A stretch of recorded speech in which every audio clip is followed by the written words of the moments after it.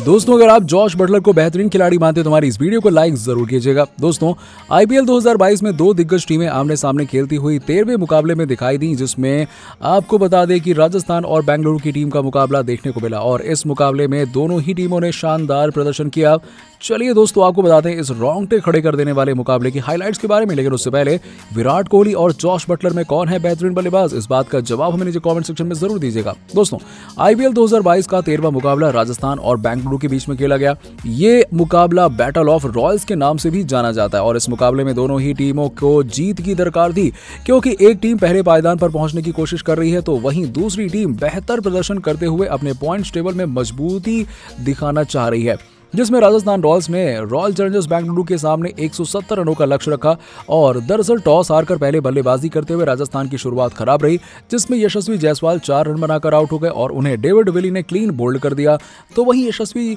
6 गेंदों पर 4 रन बनाकर आउट हो गए और इसके बाद देवदत्त पडिक्कल ने जॉश बटलर के साथ दूसरे विकेट के लिए 49 गेंदों पर 70 रनों की साझेदारी की और इस दौरान राजस्थान की पारी के 7वें ओवर में बटलर को 2 जीवनदान मिले और एक कैच खुद अपनी बॉलिंग पर आकाशदीप ने और एक कैच डेविड विली ने छोड़ दिया और इसकी अगली ही गेंद पर बटलर ने छक्का लगाकर बेंगलुरु के जख्म पर नमक छिड़का। तो वहीं पडिक्कल और बटलर की साझेदारी को हर्षल पटेल ने तोड़ दिया और अंत में हिटमॉर ने तेज तर्रार 42 रनों की पारी की बदौलत राजस्थान की टीम ने 169 रन 3 विकेट के नुकसान पर बना लिए और वो भी 20 ओवर में, जिसमें वनिंदु हसरंगा, डेविड विली और रतन पटेल ने एक एक विकेट लिया। इसके बाद बल्लेबाजी करने के लिए बेंगलुरु की टीम 170 रनों के लक्ष्य को पूरा करने के लिए उतरी। तो बेंगलुरु की तरफ से बल्लेबाजी करने के लिए कप्तान प्लेसिस और युवा बल्लेबाज अनुज रावत उतरे, जिसमें से अनुज रावत को इस मुकाबले में बेहतर प्रदर्शन करके टीम को जीत दिलाने की कोशिश करनी थी और वहीं प्लेसिस को अपनी कप्तानी पारी खेलते हुए मुकाबले में बेहतर प्रदर्शन करने की जरूरत थी, क्योंकि इस समय बेंगलुरु की बल्लेबाजी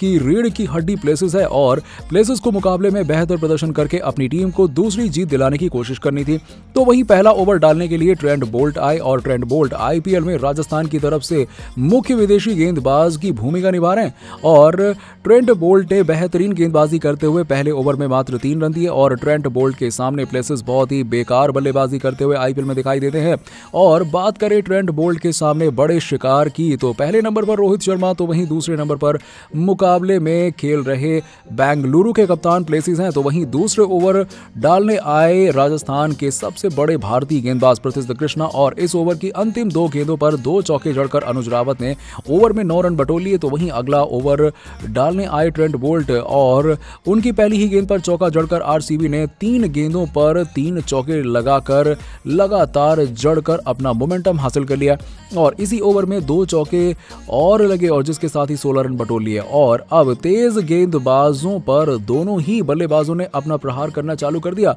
तो वहीं दूसरी तरफ स्पिनर को बुलाया गया और रविचंद्रन अश्विन